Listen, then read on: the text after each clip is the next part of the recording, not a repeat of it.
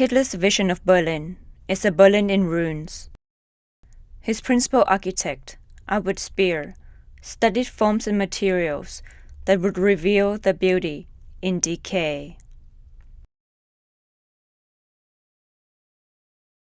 He said, by using special materials and by applying certain principles of statics, we should be able to build structures which, even in a state of decay, after hundreds or, such were our reckonings, thousands of years, would more or less resemble Roman models.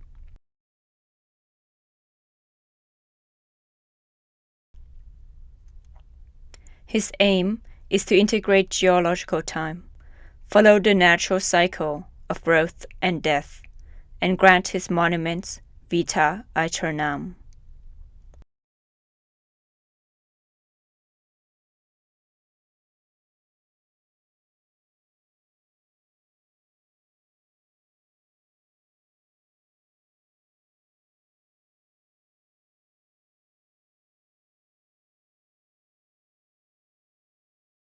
He said, Hitler liked to say that the purpose of his building was to transmit his time and its spirit to posterity.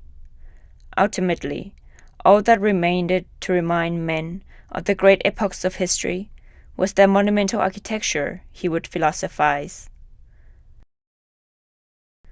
What had remained of the emperors of Rome? What would still bear witness to them today if their buildings had not survived?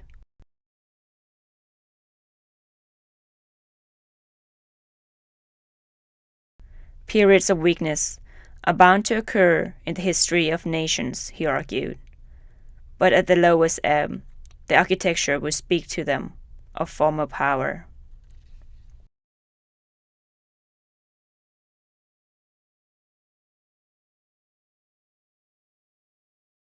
Mortality invades every aspect of life in the form of a death drive.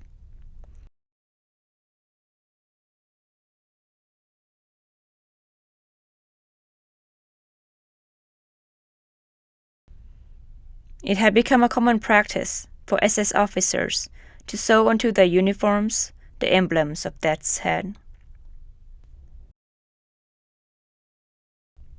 Every individual must die and be forgotten. Memento mori takes on another meaning. It is no longer a reminder to take pleasure in the fleeting passage of time, but to give up the body to the edifice of time, which is the nation.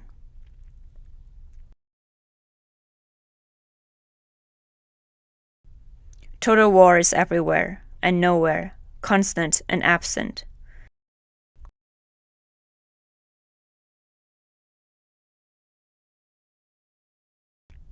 Cities are mere templates.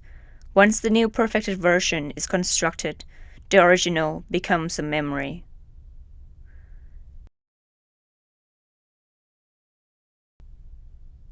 Hitler said to Speer, I have often deliberated whether I should destroy Paris, but when we're ready with Berlin, Paris will be but a shadow. So why destroy it?